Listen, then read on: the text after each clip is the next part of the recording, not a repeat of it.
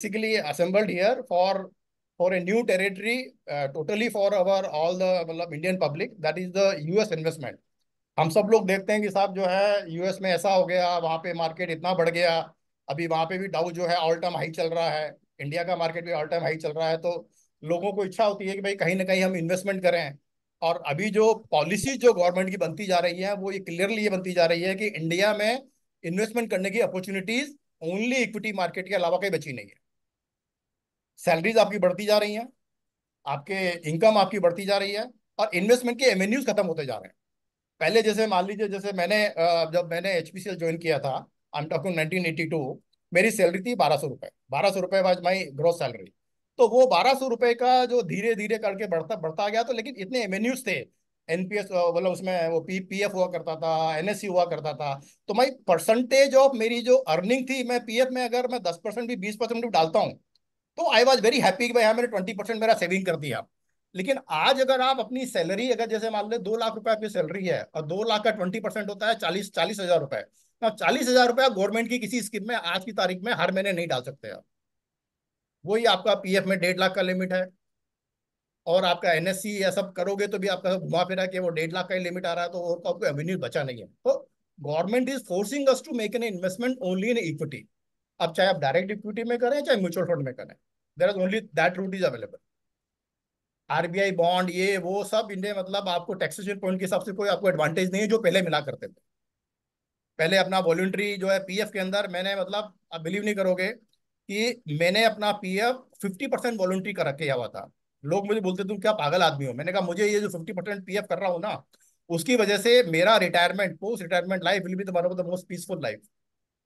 और you will not believe कि जब मैं रिटायरमेंट हुआ था, आज तक का हमारी कंपनी के अंदर कोई रिकॉर्ड तोड़ नहीं पाया जो पैसा मुझे मिला था on the company provident fund. लेकिन आज वो अपॉर्चुनिटी खत्म हो गई है। आज आपका वॉलंटरी पीएफ डालोगे तो आपको वो उस पर टैक्स लगेगा, कि गवर्नमेंट ने रूल लेके आ गया कि साहब 2.5 लाख के ऊपर अगर आप साल में ज्यादा डालते हो तो टैक्सेबल हो गया। तो ये सारे जो एवेन्यूज अभी जो बचे हैं वो आपके इक्विटी में बचे हैं। अब इक्विटी में इंडियन मार्केट भी आपका टॉप में चल रहा है। तो आदमी सोच रहा है मैं कहाँ इन्वेस्ट करूं, तो उसके लिए ये अभी पब्लिक जो है इंटरेस्टेड है कि हम चाहे यूएस में करके थोड़ा डाइवर्सिफाई कर दें, या चाइना मार्केट में थोड़ा इन्वेस्टमेंट कर लें, या हांगकांग मार्केट में थोड़ा इन्वेस्टमेंट करके थोड़ा डाइवर्सिफाई कर ले हमारा रिस्क। तो उसी को देखते हुए आज हमने अपन ने ये वेबिनार रखा है। तो सुबोध जी हमारे इस पे काफी अच्छा एक्सपीरियंस है उनको, तो वो बोलेंगे इक्विटी इन्वेस्टमेंट के बारे में। और जोशी जी जो हमारे म्यूचुअल फंड के एक्सपर्ट हैं, वो बताएंगे हमारे को कि अगर आपको म्यूचुअल फंड के थ्रू इक्विटी में इन्वेस्ट करना है तो कैसे करना है। So this was the background. So I am now handing over to mister Subodh Kaneja to start his presentation. Subodh ji, sure sir. मैं आपको हाँ को जी। होस्ट बना रहा हूँ, मैं हाँ जी। मेकिंग को होस्ट, तो you can share your screen and then you can start. Sure. Sure. Yeah, चलिए।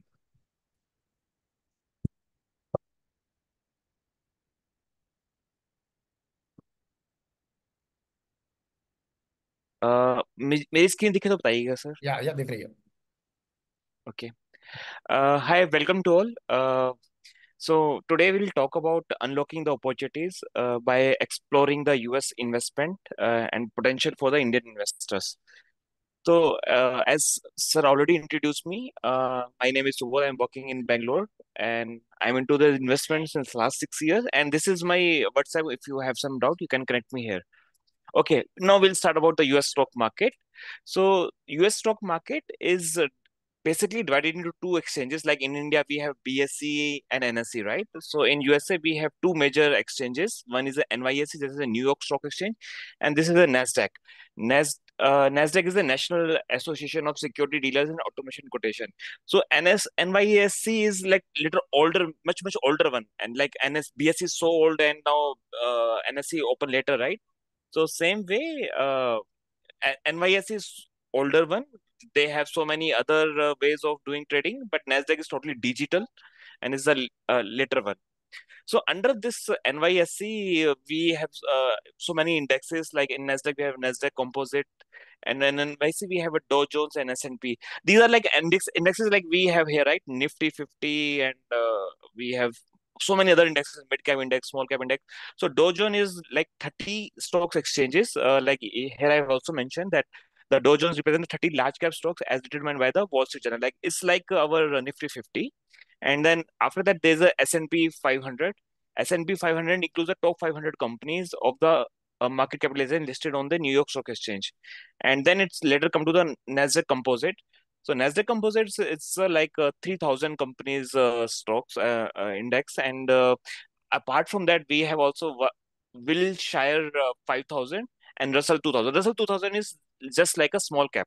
So they have a small cap index, that's a Russell 2000, and Wilshire is represent all the combinations. So this is just brief about the US stock market. I'll go to the next slide. So here I just drawn the chart to get the difference. Okay, कि मतलब कौन सा index सबसे volatile है, fast, like India में bank nifty is much volatile than compared to the nifty, right? So same way, this is the USA. I just added three indexes. One is the Nasdaq, Dow Jones, and S&P. So if you see this one, this is the Nasdaq one. Nasdaq is majorly composite of the technology stocks. Like आपके जो भी stocks like Google हो गया, Google is now Alphabet, Alphabet हो गया, Apple हो गया, जितने भी आपके टेक्नोलॉजी के बड़े बड़े, फेसबुक हो गया, majorly this called as a FANG: Facebook, Apple, Netflix, G for Google. So these FANG companies and all the new technology, new age companies are listed in the Nasdaq. And rest all the other companies like आपके commodities के हो गए या आपके infrastructure के हो गए या FMGC हो गए, all are listed in the other indexes, not in the Nasdaq. So this is the majorly difference. And Nasdaq, you see the return wise, it's huge upper hand compared to other any other stocks, any other indexes. Yeah. Okay, so after investing in the US stock market, I just now take you the brief that okay, why we should invest in the US market. Like first is the portfolio diversification. Like वो कहते हैं ना कि एक थोड़ा सा balance होना चाहिए. Like you should have some portion in the gold, some portion in the index, some portion in the debt. So same way we should have some portion in the other geography also. And US geography is the best out of it because US, like all the Indians companies have headquarter in the Mumbai, right?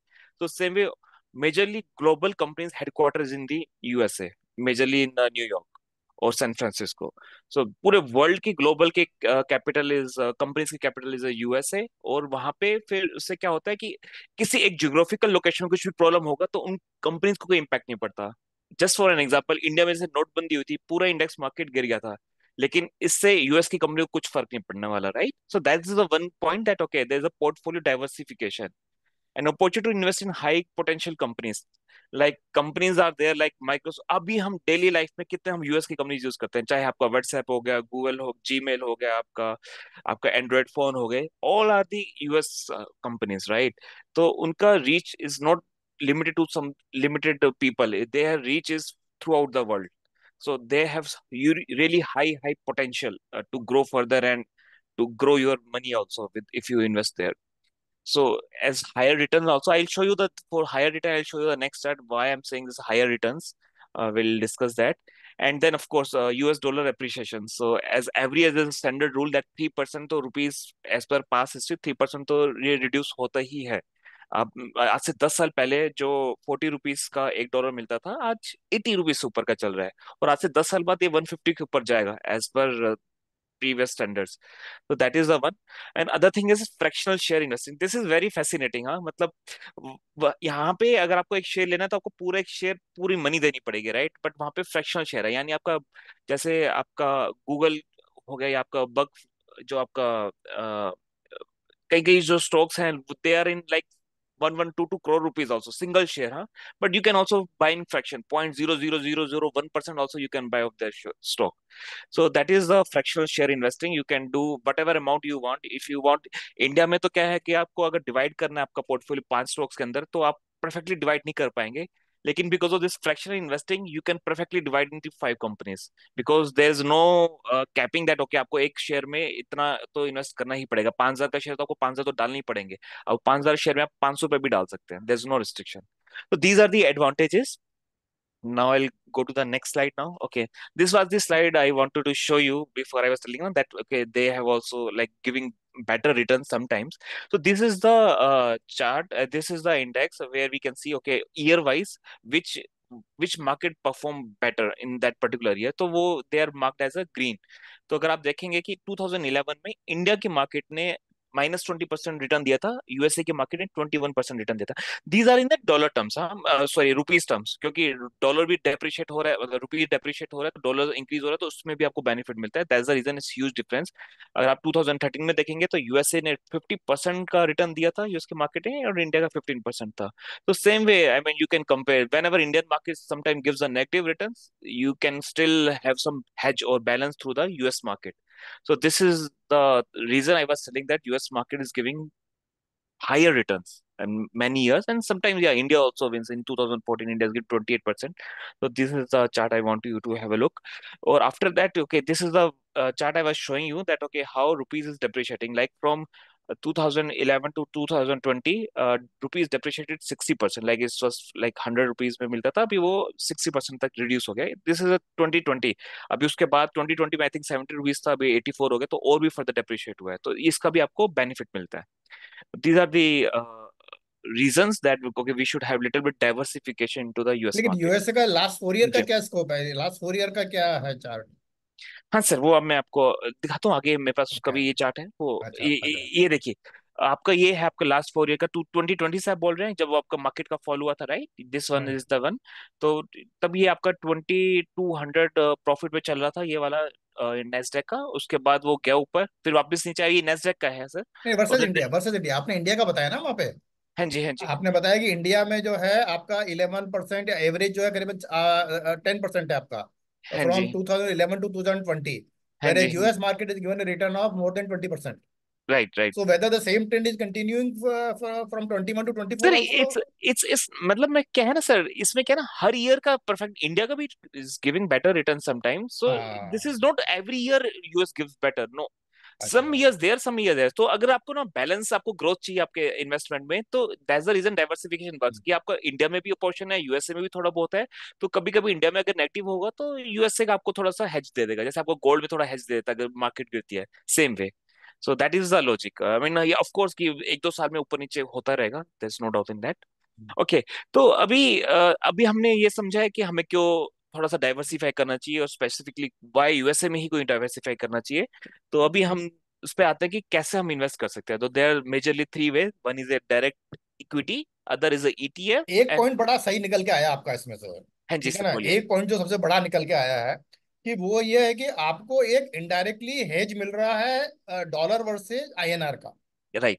वो एक सबसे बड़ा advantage है। That means हाँ कि जी, अगर मान लो India और यूएस मार्केट का अगर सेम रिटर्न भी आया, हाँ जी, अगर डाउ ने भी अगर मान लीजिए 10% रिटर्न दिया और इंडिया के आपके एनएसई ने भी 10% रिटर्न दिया, हाँ तो जी। अपना यूएसए का जो है आपको एडिशनल रिटर्न मिलेगा because of the dollar dollar. Dollar yes, appreciation. Yes या sir, yes sir, that yes. Is the real benefit, that is the significant correct, benefit, that is significant correct. Benefit. हाँ, long term में sir ये बहुत बड़ा benefit होता है, short या term में तो नहीं दिखता इतना, बट लॉन्ग टर्म में बहुत नहीं बेनिफिट नहीं, होता वो आपको बेनिफिट तो हर साल मिलेगा ही मिलेगा ना, कि हर साल आपको रुपया तो आपका करीबन 3 से 4% आपको डिप्रिशिएट होना ही होना है। है। हाँ जी, हाँ तो जी, दैट हाँ जी, मीन्स कि आपको डॉलर में उतना आपको फायदा होना ही होना है। हाँ जी, हाँ जी, तो राइट। बात तो है, यार राइट, दैट्स चलिए। okay. So there are three ways to invest. One is a direct equity, then ETF and mutual fund. Mutual fund Joshi sir है, वो अच्छे से एक्सप्लेन करेंगे। मैं जस्ट थोड़ा सा एक दो चार मैंने म्यूचुअल फंड के स्क्रीनशॉट लिए, वो मैं आपको दिखाऊंगा। और आपका ईटीएफ है, वो ईटीएफ इज लाइक वहाँ इंडिया में तो बहुत ही कम ईटीएफ है, लाइक निफ्टी बीस हो गया, आपका गोल्ड बीस हो गया, सिल्वर बीस हो गया, लाइक वहाँ पे थीम बेस्ड ईटीएफ्स हैं। आपको एआई कंपनीज में डालना है, आपको टेक कंपनीज में डालना है, आपको कमोडिटीज में डालना है, तो उनके अलग से ईटीएफ बने हैं। और they ETF works like a smallcase in India, कि उनके जो मैनेजर्स होते हैं वो उसमें रीबैलेंस करते रहते हैं। आपको कुछ नहीं करना, आपको बस ईटीएफ लेना है, इट्स लाइक इंडेक्स बाइंग।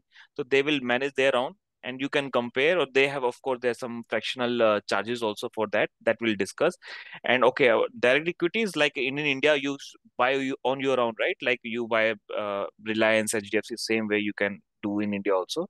तो अभी मैं आपको एक इंटरेस्टिंग चार्ट दिखाता हूँ। मैं एक्चुअली यहाँ बेंगलोर में, मैं ब्रॉडकॉम में भी पहले काम करता था, तो उसका एक बस उसका एक कंपैरिजन है, बट बाकी और भी बहुत कंपनीज हैं, आप जैसे ऐसे चार्ट देखेंगे। तो ये पिछले 10 साल का एग्जांपल है, मतलब मेरा है फोकस कि हमें क्यों ही मतलब यूएसए की इन्वेस्ट करना है। और यूएसए में भी सिर्फ टेक्नोलॉजी कंपनीज में क्यों इन्वेस्ट करना है, बाकी सब कंपनीज में आप इंडिया में भी अच्छा इन्वेस्ट कर सकते हैं, क्योंकि India is like developing country. India में भी हर चीज ग्रो कर रही है, चाहे इंफ्रास्ट्रक्चर हो, चाहे रेलवे हो, चाहे आपका पावर हो। बट टेक्नोलॉजी वाइज इंडिया में इतना इनोवेशन नहीं है, इतना R&D में आपका इन्वेस्टमेंट नहीं होता। We are just service based company, हम उनको सर्विस प्रोवाइड करते हैं, और इनोवेशन यूजली यूएसए में होता है। और टेक्नोलॉजी कंपनीज में क्या होता है कि आपको शुरू में एक बार कैपेक्स लगता है, शुरू में आपका R&D का एक बार पैसा लगता है। एक बार आपका एक प्रोडक्ट बन गया, लाइक आपका एक फेसबुक बन गया, आपका कुछ एक व्हाट्सएप बन गया, उसको पूरे वर्ल्ड में यूज होता है। उसके बाद उनको कुछ ऐसा एक्स्ट्रा पैसा नहीं लगाना। लाइक इंडिया में आपको कोई भी, आपको जैसे एचडीएफसी को एक नया ब्रांच खोला है, तो उसको एक नया ऑफिस जमीन खरीदनी पड़ेगी, एम्प्लॉयज रखने पड़ेंगे, तो they have capex all through out the life time. But technology companies में ऐसा नहीं है, एक बार आपका एक प्रोडक्ट बन गया, बस उसको फिर बेचना ही बेचना है, उसको रेवेन्यू आना ही आना है। तो that's the reason. Like this is one example, like ये 2014, जब मैं लास्ट 10 इयर्स का एग्जांपल ले रहा हूँ, 2014 में it is costing around 40-45 euro, now it's costing it's okay, this is Broadcom, right? So now it's costing more than 1200. So this is a jump of 33,087%. But it's not, this is in the dollar terms. अगर आप इसको rupees term में convert करोगे, तो तब 40 rupees का तब 80 rupees का हो गया, तो it's become 6,000 some change percent, यानी 60 टाइम्स इन 10 years. सो ऐसी ग्रोथ आपको इंडिया में कहीं नहीं मिलेगी, 60 times in 10 years. Of course आप यू अगर आप माइक्रो कैप देखें तो maybe you will find one और two, but these are the big giants companies. Broadcom जैसे बहुत कंपनीज ऐसी हैं जो बहुत स्टेबल हैं, still they give exponential growth and exponential returns. So that's the reason I just focus on the technology companies if you are investing in USA, not any other place, not any other type of companies. Okay, so I just discussed about the individual stocks, and now I'll come to the ETF. So I just explore there are some. Okay, I just Google, or अच्छा you have अच्छा, एक minute, ChatGPT लोगों handy. के comments आ रहे हैं maximise the हाँ जी, screen. तो मैं क्या करूंगा कि आपका जो जूम का जो सेटिंग है ना, वहां पे जाके मैक्सिमाइज कीजिए आपका स्क्रीन, तो आपका स्क्रीन बड़ा हो जाएगा। हाँ जी सर। आइए, प्रेजेंटर का कोई भी, प्रेजेंटर का तो ऑलरेडी ये जो है प्रेजेंटेशन, ये आपका मोड में है ये। So it is basically individual problem कि आप अपना स्क्रीन मैक्सिमाइज कीजिए आप। ओके, या मैं तो अभी नहीं कर पाऊंगा सर कुछ हाँ भी। नहीं, इनका तो ऑलरेडी है ही है, आप प्रेजेंटेशन मोड में है तो आपका तो मैक्सिमाइज है। हाँ अब जी, हाँ मैंने जी। अब मैंने जैसे जो है इसको, मेरा जो व्यू था उसको मैक्सिमाइज कर दिया, तो मेरा फुल स्क्रीन पे आ रहा है। हाँ, वो तो हाँ, ऊपर व्यू ऑप्शंस में जाके हाँ, 100% ओरिजिनल साइज कर लो तो फुल आ रहा है। हाँ, तो वो वहां जाके आपको चेंज करना है। ठीक है ना? या चलिए आगे। हाँ जी, हाँ जी। तो तो जैसे है अभी अभी आपने, जैसे आपको है कि यार मुझे डायरेक्ट इक्विटी में कोई अंडरस्टैंडिंग है, कौन सी कंपनी चलेगी कौन सी नहीं चलेगी, बट आपको लगता है हाँ यार कि next era is of AI. पता है यूएसए में क्या हुआ था, जब 90s में जब वो टेक्नोलॉजी का बूम आया था, तो बहुत कम, क्योंकि एकदम से चेंज आ गया था, राइट। और उससे पहले भी जब बूम आया था, इंडस्ट्रियल रेवोल्यूशन का बूम आया था, जब जब एयरलाइंस डेवलप हुई थी, मोटर कार्स डेवलप हुई थी, तब एकदम से इनके स्टॉक बूम किए थे। तो हर ईरा में देयर सम स्पेसिफिक सेक्टर वो बूम करते हैं, क्योंकि उनका एकदम से डिस्टरप्टिव इनोवेशन होता है। अभी जो नेक्स्ट 10 years हैं, that is for AI. Why I am saying AI, की एआई से क्या हो रहा है कि हमारे बहुत सारी कंपनीज में उनको कई लोगों को रखने की जरूरत ही नहीं पड़ेगी। अब कई लोगों को रखने की जरूरत नहीं पड़ेगी, तो उनसे कंपनीज का क्या होगा, कंपनीज का मार्जिन बढ़ेगा, उनकी कॉस्ट कम लगेगी, तो वो और एआई प्रोडक्ट्स खरीदेंगी। तो वो और एआई प्रोडक्ट्स किनसे खरीदेंगी, जो एआई कंपनीज है उनसे ही खरीदेंगी, तो उनका फिर एक्सपोनेंशियलाइज होना तय है। बट वो कौन से होंगे हमें भी नहीं पता, कि कल कौन सी एआई कंपनी गूगल, माइक्रोसॉफ्ट और फेसबुक जैसे बनेगी, हमें भी नहीं पता। तो इसका या तो एक है, ये तो है कि कोई इंडिविजुअल स्टॉक्स लेना, तो आपको एआई कंपनी की अच्छी नॉलेज होनी चाहिए। अगर वो आपको नहीं है, तो देयर इज ईटीएफ्स। तो आप अगर जैसे चैट जीपीटी में पूछेंगे ना, what are the good ETFs for AI technology, तो they will give you list. तो दैट लिस्ट को आप फिर, आप जो भी आपका ब्रोकर है, चाहे आपका आईएनडी मनी है या आपका इंटरेक्टिव ब्रोकर है, आप वहां पे जाके उसकी हिस्ट्री पढ़ सकते हो, उसके आप चार्ट देख सकते हो उस पर्टिकुलर ईटीएफ्स का। तो उससे आपको थोड़ा ब्रॉड आइडिया हो जाएगा कि हाँ इसका पास इन्वेस्ट क्या था और आगे क्या हो सकता है। तो this I just giving example, कि जैसे मैंने टेक एआई का ईटीएफ मैंने सर्च किया, चैट जीपीटी में सर्च किया, तो मेरे को दीज ये स्टॉक्स, ये आपको ईटीएफ्स मिले। जैसे इनका ये कोड होता है BOTZ, जैसे ARQK, मतलब इनका फुल फॉर्म ही ऊपर लिखा हुआ है, बट अगर आपको चार्ट में उनको देखना है, तो आप इस कोड से आप सर्च कर सकते हैं, तो आपको पूरा चार्ट आपको दिख जाएगा, और फिर आप उसकी डिटेल्स भी आप देख सकते हैं। जैसे मैंने एक एग्जांपल AIQ के लिए, AIQ is the wisdom tree artificial intelligence ETF। तो ये इसका, जैसे ये चार्ट था पिछले एक साल का, मैंने एक रिकॉर्ड के लिए लिया। तो ये एक साल का ये चार्ट मिल गया आपको, ये आपको उसका रिटर्न वाइज मिल गया, कि उसको कंपैरिजन भी किया हुआ है कि S&P से मुकाबले में इसने कितना अल्फा दिया। और उसके अलावा ओके, इन्होंने किस कंपनी में कितना कितना पोर्शन डाल रखा है, और इसका एक्सपेंस रेशियो क्या है। जैसे इसका एक्सपेंस रेशियो 0.68 है, इट्स लाइक म्यूचुअल फंड में हम एक्सपेंस देते हैं, राइट। तो सेम ETF में भी थोड़ा सा एक्सपेंस रेशियो होता है, इसका 0.68% है। उसके बेस में फिर आपको ये सब कंपनीज का इस पोर्शन में आपको मिल जाता है। तो इसमें आपको, जैसे आप इंडिया में बैठे हैं, आपको कुछ पता नहीं कि USA में क्या हो रहा है, तो आपको उसमें फिर प्रॉब्लम नहीं है, क्योंकि आपको ये कंपनीज उसको संभाल रही है, कि कोई कंपनी नहीं काम करे, परफॉर्म नहीं करे, तो उसको निकाल के वो अपना बदलते रहेंगे, तो आपको उसमें कुछ टेंशन लेने की जरूरत नहीं पड़ेगी। तो this is the way, like we have small caps in India, there are ETFs, theme based ETF, you choose your theme, you see their performance, and based on that you can select someone। Okay, apart from that, okay, अगर आपको उसके, but problem क्या है कि ETF के लिए भी आपको US का ब्रोकर का अकाउंट खोलना पड़ेगा, लाइक IND मनी और आपका इंटरेक्टिव ब्रोकर। अगर आपको वो सब नहीं करना है, तो best way is like mutual funds again. तो मैंने कुछ म्यूचुअल फंड के एग्जांपल लिए, जैसे दिस इज अमीरा एसेट का NYSE FANG plus ETF। FANG होता है वही Facebook, Apple, Netflix and Google, plus इसमें टॉप 5 कंपनीज वो ले रखी हैं, जैसे टेस्ला हो गया, आपका एनवीडिया हो गया। तो those companies are they have taken, and the return if you see for last 1 year is 86%। मतलब मुझे नहीं लगता कि इंडिया के किसी भी म्यूचुअल फंड ने 86% दिया होगा, this is exceptional one. And then we have also, like अगर आपको आर्टिफिशियल का ही आपको है कि यार मेरे को उसी में आगे ग्रोथ लग रहा है, तो there is another mutual fund named as a Mirae Asset global artificial intelligence mutual fund. इसका रिटर्न पिछले एक साल का 43% रहा है। And there is also Navi's by Zerodha, तो उनका भी उनका एक म्यूचुअल फंड उन्होंने शुरू किया है। That is this is overall total US stock market. This is like common generic one, कोई थीम पर ही नहीं है, कि पूरे मार्केट पे इन्होंने एक म्यूचुअल फंड शुरू किया है, that is return is like 24%। तो ओके, नाउ हम आते हैं Q&A पे। तो ये Q&A में दीज आर सम क्वेश्चन, और there I have provided the link, because mostly question IND money से रिलेटेड थे। तो उस पे फैक्ट पे आप इस पे क्लिक करेंगे लिंक पे, तो आपको सारे FNQ, आई मीन आपको सारे FAQ के क्वेश्चन आंसर्स मिल जाएंगे। बट फिर भी जो भी यहाँ पे मेरे को क्वेश्चन मिलते हैं, मैंने उसका आंसर यहाँ पे किया है। तो the first question is that, is there any corporate action like split dividend bonus extra. Yes, वो तो ऑफ कोर्स हर जैसे एक्सचेंजेस में होता है, US में भी हो गई, राइट। तो अगर फिर अगला क्वेश्चन था कि where dividend credit, it will credit to your demat account wherever you have open, right, it will credit to there only. तो एक क्वेश्चन ये था कि there two bank accounts, Federal and SBM। तो SBM कौन सी, ये क्या है? तो SBM is nothing, is state bank of Mauritius, is branch is in the Mumbai itself. तो ये वो है। तो इसमें से पूछा अगला क्वेश्चन ये था कि इनमें से बेटर कौन सा है। तो कुछ बेटर उसमें वो नहीं है, these are just for transaction purpose. क्या होता है ना कि USA में आपका इन्वेस्ट होता है डॉलर्स में, is not invested in rupees. तो आप क्या हो, जब आप आपके वॉलेट में पैसा ऐड करते हैं, तो ये कहीं किसी बैंक में जाता है, फिर वहां से रेमिटेंस होके फिर US के एक बैंक में जाता है। जैसे मैंने IND मनी में खोला है, तो मैंने अपने IND मनी के बैंक में अकाउंट में पैसे डाले, तो ये मेरे फिर ये जो मैंने लिंक किया हुआ था, जैसे मेरा फेडरल लोग वो वहां पे गया। फिर उन्होंने मेरे जो डॉक्यूमेंट्स थे उनको वेरीफाई किया, भी हमारे पास ये व्हाइट मनी है कि ब्लैक मनी है, व्हाइट मनी है, ओके जो भी है। उसके बाद फिर ये मेरे एक JP मोर्गन में वहां पे अकाउंट खुला, न्यूयॉर्क में, अमेरिका में, वहां पे अकाउंट खुला। फिर ये पैसा रेमिटेंस होके, क्योंकि वो एक दिन प्रोसेस लगता है उनका, it's not immediately transfer, because वो प्रोसेस आपको देखते हैं, आपका पैन कार्ड देखते हैं, आपकी डिटेल्स देखते हैं, तब भी वो इंडिया से बाहर पैसा जाता है। तो वो इसमें एक दिन लगता है, वो किसी बैंक चाहिए होता है, लिंक चाहिए होता है, तो इसमें से कोई भी आप बैंक चूज करते हैं, there is no much difference. वो जस्ट फॉर ट्रांजेक्शनल पर्पस। तो फिर आपका JPM वहां पे पैसा पहुंच जाएगा, जैसे USA में आपको ये IND मनी JP मॉर्गन में पैसा खुलवाते हैं, फिर वहां पे उसके बाद फिर आप कोई भी शेयर्स आप खरीद सकते हैं डॉलर्स में। सो that is the purpose of these transactional banks. ये आपको कोई फुल सेविंग अकाउंट नहीं होता, जहाँ पे आपको आपको डेबिट कार्ड मिलेगा, आपको पासबुक मिलेगा, ऐसा कुछ भी नहीं होता, जस्ट फॉर ट्रांजेक्शन पर्पस। उसके बाद अगला है कि how to take money back to Indian stock market. तो ये ऐसे ही है जैसे आपका जीरोधा में होता है, कि आपके वॉलेट से आप किसी भी जो भी आपका बैंक अकाउंट लिंक्ड है, ये वहां पर आपका आ जाएगा। आपका आपका फेडरल है कि आपका SBM है, फिर वहां से आप किसी भी बैंक में ट्रांसफर कर सकते हैं। फिर how to apply for IPO for USA, ये इतना मैंने कभी नहीं किया IPO में apply, but if you want to do this, there is a link I have given, you can go there and explore it. And then can be unlisted segment, तो unlisted segment के लिए भी there is a website I have given here, you can go and explore that. After that question is there, apart from USA, can we other countries we can invest? We can invest anywhere in the world.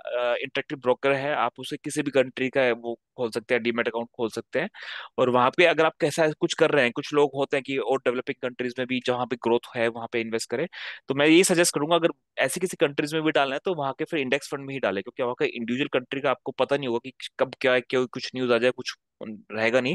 तो index like like Nifty 50 is there, right? तो वहाँ के index में आप डाल सकते हैं किसी भी कंट्री का, आपको कोई रिस्ट्रिक्शन नहीं है।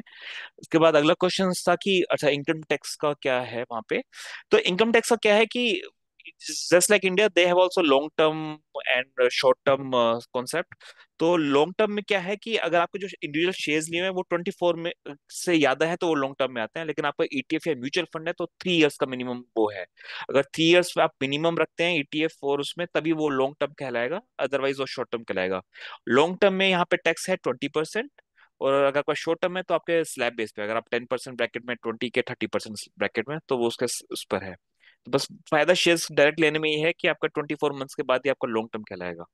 अगर आपको ईटीएफ या शेयर्स वो म्यूचुअल फंड लेने हैं, तो आपको मिनिमम 3 इयर्स रखना चाहिए ये ताकि आपका लॉन्ग टर्म टैक्स। उनका या लॉन्ग टर्म हमारा? सर उनका हमारे में क्या मतलब हमने लिया तो वो हमारे पीरियड का काउंट होगा ना सर, इंडिया में नहीं नहीं टैक्स के लिए। नहीं नहीं, हाँ वो जी। टैक्स वो यूएस में लगेगा या टैक्स इंडिया में लगेगा?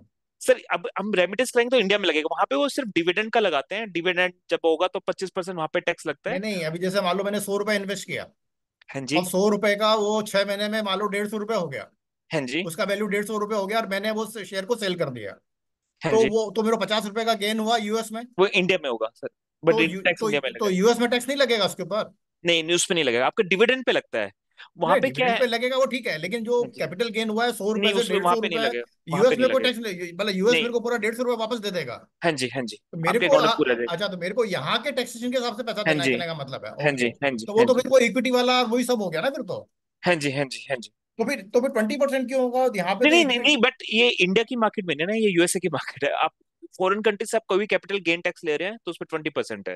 ओके ओके, हाँ अच्छा जी। अच्छा, हाँ ये इंडिया में मतलब यूएस जी। मार्केट का टैक्स 20% है, अच्छा। हाँ जी। और एक चीज और है, जैसे डिविडेंड है ना, डिविडेंड आपका यूएसए में कट जाएगा, आपका यूएसए में कट के आएगा, ये तो आपको पूरा प्रॉफिट मिल जाएगा, लेकिन डिविडेंड का है कि वहीं पे कट के आएगा। लेकिन वो जो इंडिया और यूएसए की ना हाँ डुअल हाँ, टैक्स ट्रिटी ट्रीटी ट्रिटी है, है, हाँ। ट्रीटी है, तो उसके अकॉर्डिंग क्या होगा, जो भी आपने टैक्स वो पे किया ना, वो आप यहाँ पे डिक्लेयर करके आप उस पे मतलब वापस ले सकते हैं, मतलब अच्छा, वो वहाँ जो पे क्रेडिट ले रिलीफ सकते मिल हैं उसका? जाएगा। हाँ जी, वहाँ हाँ पे जी, उसका क्रेडिट रिलीफ ले मिल सकते जाएगा। हैं, ओके हाँ जी। Okay okay. तो डिविडेंड में अच्छा कट अच्छा, जाएगा। ये बताइए जो आप पैसा ट्रांसफर करते हैं, हाँ तो जी। उसका कन्वर्शन वगैरह कैसे होता है, मतलब सर कन्वर्शन हाँ, चार्जेज वो कन्वर्जन सब क्या वो होता सर है? वो 1 आध रुपया ज्यादा ही चलता है, जो आपका एक्चुअल जो डिट्टो है ना उससे 1 आध रुपया ज्यादा ही चलता है। 1 रुपया तो जब बहुत हो गया ना, 1 रुपया तो बहुत हाँ हो गया। सर वो इसका सोल्यूशन नहीं है, क्योंकि व्हाइट मनी है ना, आप ऐसा हवाला से तो भेज ही नहीं सकते, आपको बैंक के थ्रू ही भेजना पड़ेगा। और जो बैंक के चार्जेस हैं वो आपको लगेंगे ही लगेंगे। अभी जैसे मतलब कन्वर्जन चार्जेस मैं आपको दिखा दूंगा अभी क्या वो ट्रीट करें, बट जब अभी मैंने जस्ट लास्ट टाइम किया था तो 84 रुपीज, जब इंडिया में 83 चला था वो 84 रुपीज ले रहे थे। तो can I transfer in the US dollar also? नहीं सर, इंडिया से आप कर रहे हो तो रुपीज में ही आपको जमा कराना पड़ेगा, there is no other way. आप एज अच्छा, ए इंडिया इंडिया में हो तो आपको डॉलर्स आपके पास होने नहीं चाहिए ना सर। नहीं नहीं, जैसे मेरा फॉरेक्स कार्ड है, मान लो जैसे मैंने फॉरेक्स कार्ड लिया हुआ ट्रेवल वाला, और उसमें मेरे पास जैसे मतलब $2000 मेरे को बचे हुए हैं, तो can I transfer that $2000 to that? Sir यहाँ पे आईएनडी मनी वाले अलाउ नहीं करते हैं, उनका तो बैंक से ही थ्रू जाता है, उनका कुछ ऐसा बैंक अकाउंट से, सेविंग अकाउंट से या जाना चाहिए, ऐसा कार्ड वार्ड से अलाउ नहीं है उनका। और आपका ये या तो आप ऐसा कर सकते हैं कि जो आपका इंटरेक्टिव ब्रोकर है, राइट, अगर वो यूएसए वाली ब्रांच का अगर आप खोलते हैं तो वहां पे शायद कुछ ऑप्शन होगी, अगर आपका वहां पे है, बट मेरे को उसको मैंने कोई ट्राई नहीं किया तो मुझे आइडिया नहीं है सर। ओके हाँ ओके। जी। दैट मीन्स कि वो इंडियन आईएनआर में ही हमको पैसा इनको देना पड़ेगा, हाँ वो जी। हाँ कन्वर्ट जी। करके आगे भेजेंगे? हाँ जी। हाँ जी। ओके और जब ओके। रिवर्स आएगा तब भी वैसे ही होगा तब भी सर। वैसा होगा, यानी कि हाँ, एक तो रुपया ये वो है और एक सर। 2 रुपया का लॉस होगा। हाँ जी। हाँ जी, अच्छा। तो वो बट वही ऐसी है ना, these are not for trading purpose, these are for hmm long term investment. अब मैं तो हम्म कहता हूँ कि एक बार पैसा, जैसे आप कोई प्लॉट लेते हैं, जमीन लेते हैं ना, एक बार ले लिया 4 5 साल तक देखना नहीं है, तो सेम हमें यहाँ पे करना है, एक बार डाल दिया तो 4 5 साल तक देखना नहीं है, अगर आपको रियली में कुछ एक्सपोनेंशियल बेनिफिट चाहिए। अब यहाँ पे वो आप वैसा नहीं कर सकते, एक महीना लिया, दूसरा महीना बेचा, फिर लिया। लेकिन अगर देखिए, जैसे मैं अभी कोई लेता हूँ फिर मैं बेच देता हूँ, उसको इंडिया में कन्वर्ट नहीं करता हूँ, डॉलर्स में रहेंगे तो कोई दिक्कत नहीं है। जैसे मैंने कोई शेयर लिया, उसको हम्म। मैंने वो कन्वर्ट हो गया डॉलर में, तो उसको मैं डॉलर में रहने दूंगा, मैं इंडिया में ट्रांसफर ही नहीं करूंगा, क्योंकि मेरे को उसको वापस से कहीं और इन्वेस्ट करना, फिर कोई प्रॉब्लम नहीं है। लेकिन अगर आपने इंडिया में को ट्रांसफर कर लिया तो फिर वापस से रुपीज में कन्वर्ट हो गया, नहीं, उसमें कभी फिर ना कभी तो ट्रांसफर। ट्रांसफर करना ही पड़ेगा ना, मैं भी दस हाँ वो साल ला बाद या हाँ 20 हाँ। साल बाद हाँ तभी जी। तो हाँ जी। करना हाँ है। जी। वो तब लगेगा, तब तो लगेगा। अच्छा, ये सिर्फ इक्विटी में अलाउड है, एफ एंड ओ भी अलाउड है वहां पे?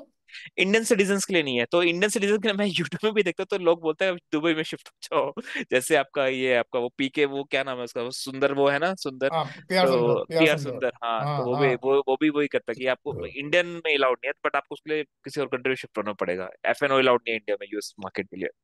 ओके, तो वहां पे कॉल पुट नहीं कर सकते आप? इंडिया से नहीं कर सकते। अच्छा अच्छा हाँ अच्छा। जी, हाँ जी। ओके।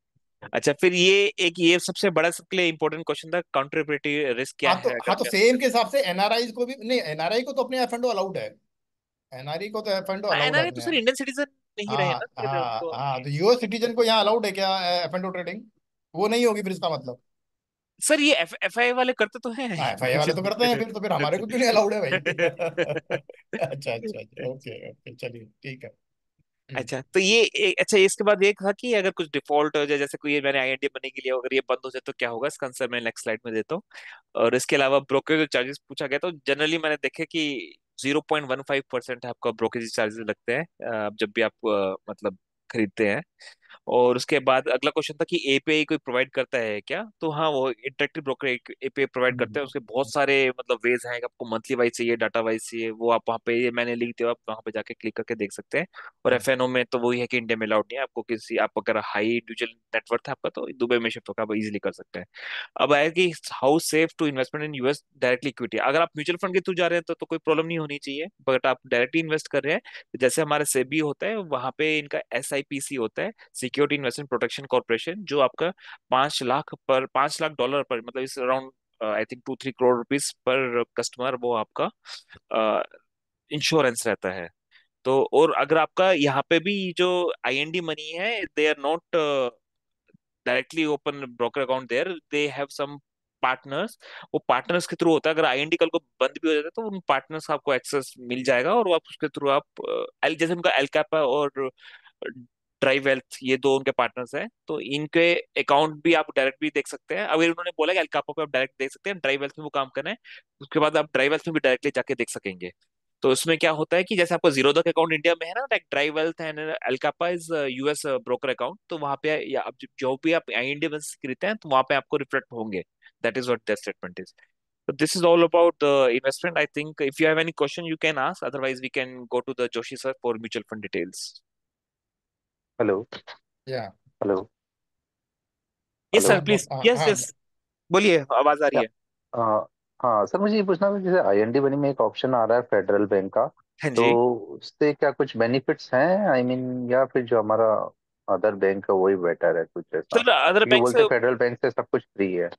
हाँ सर, मतलब क्या है ना सर, ये ना ट्रांजेक्शनल बैंक का, मैंने जैसे फेडरल से करवाया विद इन 1 आवर, मतलब वो आपका वेरिफिकेशन हो गया, 1 आवर में अकाउंट खुल गया। This is for transactional purpose, कि अगर आपको अच्छा, जो भी ट्रांजैक्शन, आपको मनी उनके वॉलेट में आप डालोगे ना, तो रेमिटेंस होने के लिए गवर्नमेंट का नॉर्म है, आप वो ऐसे डायरेक्टली इंडिया से बाहर पैसा नहीं भेज सकते।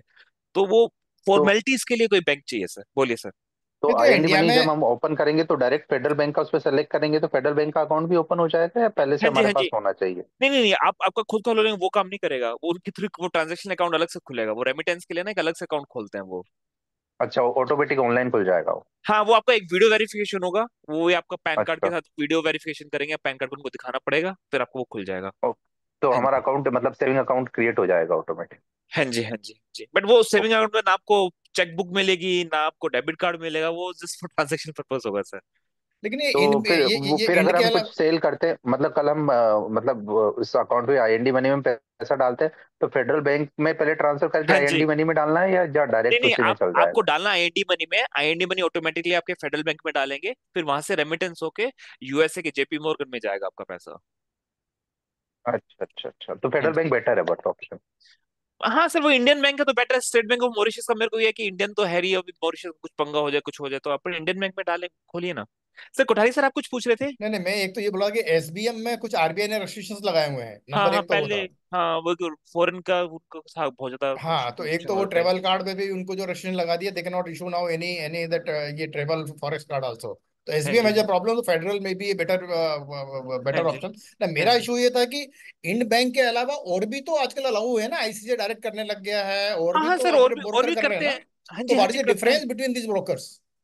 सर जैसे आपको जीरो था फिनसीविया में वैसा फर्क है। मतलब आईएनडी मनी का मेरे साथ रहा था कि ये इनका ये बाकी सब अभी आया है, आईएनडी मनी बहुत सालों से है इस फील्ड में, और उनका इंटरफेस रियली में अच्छा है। इनका जो लैग करता है एचडीएफसी का हो गया, इनका इंटरेक्टिव ब्रोकर का बहुत ज्यादा लैग करता है।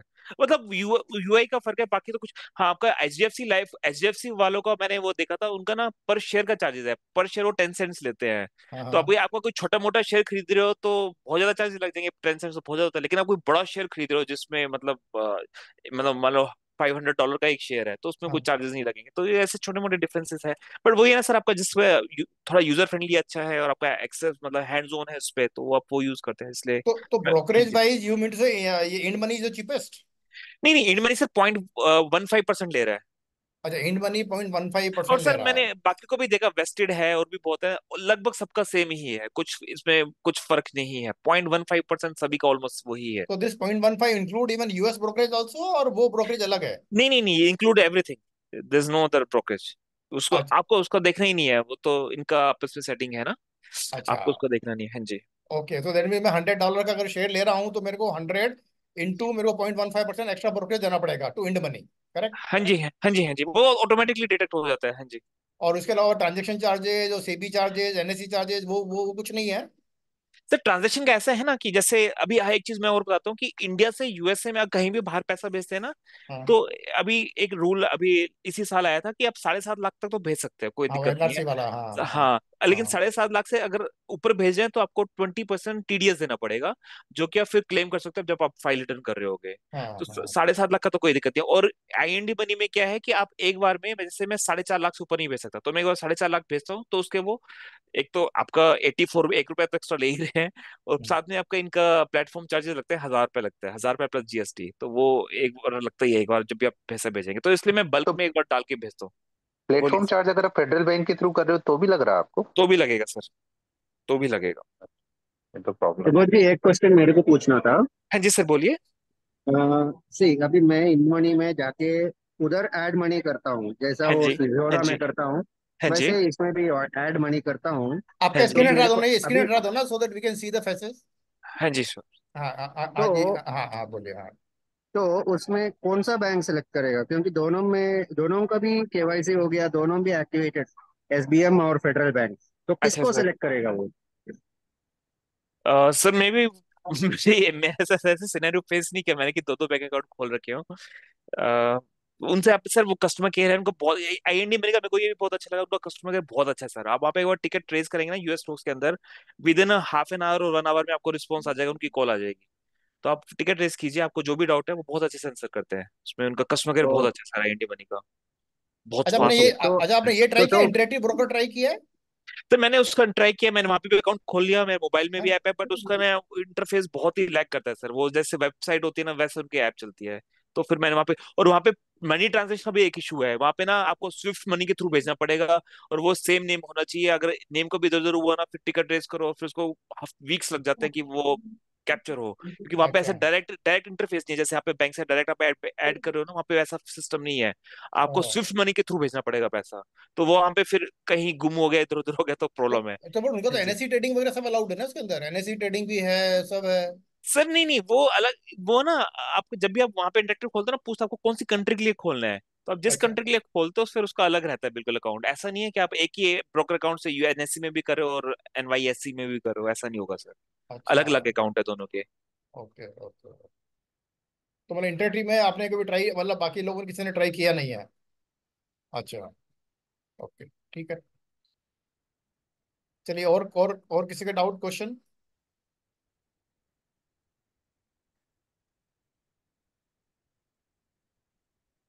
Then should we shift to mutual fund now?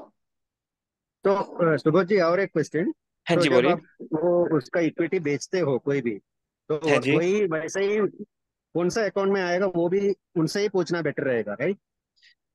Equity, नहीं नहीं सर, वो आप इक्विटी के लिए वो ब्रोकर पूछते हैं कि कौन से ब्रोकर से लेना है, एलकैपा या वो मैं ट्राइब। इंडवाणी का ही बात कर रहा हूँ। हाँ जी, इंडवनी में ना देखिए वहां पे ना दो ब्रोकर है, वो आपसे पूछता है कि आपको जो वॉलेट में जब पैसा आप ऐड कर रहे होते हैं ना, वो पूछता है कि आपको कौन से ब्रोकर के साथ जाना है, एलकैपा के साथ जाना है, वो उनका पुराने वाला है, फिर इन्होंने नया पे ऐड किया ड्राइव वेल्थ, कि आपको ड्राइव वेल्थ के साथ जाना है। तो आपकी चॉइस है सर, वो आप जहाँ पे जिस वॉलेट में अकाउंट में ऐड करेंगे उसी अकाउंट में जाएगा।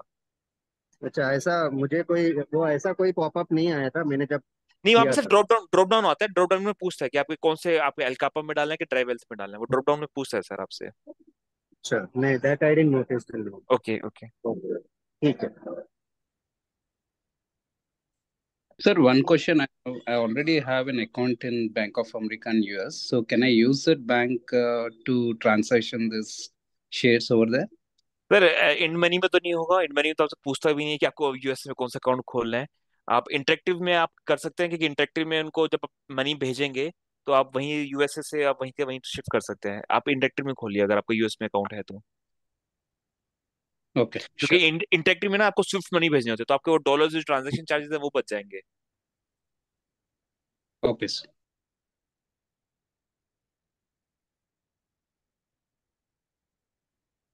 और जो आपके ये यूएस के जो रॉबिन हुड और ये जो बड़े बड़े हैं वो अपने इंडिया में नहीं अलाउड है? मैं समझा नहीं सर, रॉबिन हुड मतलब नहीं, क्या सर? रॉबिन हुड एक वहाँ का बहुत मतलब अपना जैसे जीरोधा है ना, वैसे वहाँ रॉबिन हुड बोलते हैं, बहुत बहुत चीप ब्रोकरेज है उसका। अच्छा अच्छा अच्छा। उन वाले में अपन लोग अकाउंट नहीं खोल सकते हैं? नहीं सर, वो यूएस सिटीजन्स के लिए होगा, वो इंटरनेशनल में नहीं है एक्सपोज उनका ना। अच्छा। हाँ जी। मुझे किसी ने बताया था कि द बेस्ट वे की ये है कि आप अपने अपने अपने बच्चे अगर वहां पर हैं हाँ तो जी। उनसे एक अकाउंट खुलवा लो और फिर आप उसका ट्रेडिंग यहाँ से बैठ के कर लो आप। हाँ वो बेस्ट है ना, आपके डॉलर से जो ट्रांजेक्शन चार्जेस आपके बच जाएंगे ना, इंडिया हाँ से बार बार हाँ वहां भेजना, वो सब है जी। हाँ। और तो अगर अगर आपके बच्चे के हैं तो आप तो उनके ऑप्शन भी कर सकते हैं उससे उसके हाँ, अकाउंट। ऑप्शन भी कर सकते हो, मतलब वहां पे उनसे दो चार अकाउंट खुलवा लिए, एक अकाउंट आप अपने पास रख लो, हाँ एक जी हाँ अकाउंट वो जी अपना खुद कर रहा है तो अपने अकाउंट का हिसाब आप अपना रख लो आप। हाँ जी हाँ सो जी। That you can do, then you can do everything there whatever you want. Correct correct. हम्म।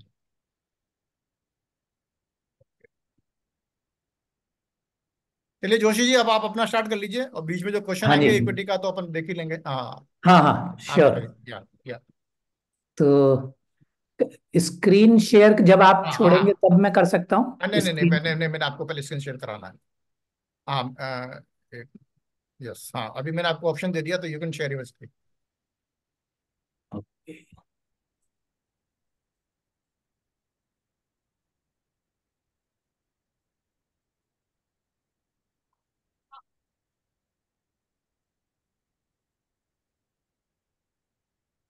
आप वो शेयर स्क्रीन को दबाइए और फिर वो चल, हाँ आ गया। ठीक है। ओके।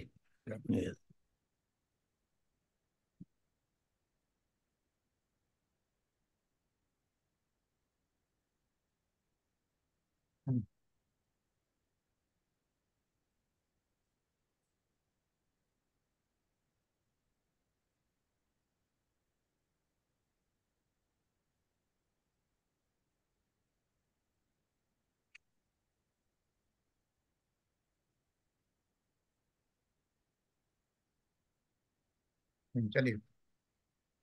तो गुड इवनिंग एवरीवन। सो अभी सुबोध जी ने स्टॉक इन्वेस्टिंग की बात की थी यूएस में। So I am carrying it forward to how what are the ways to invest in US market through mutual funds. So let's begin with first the category.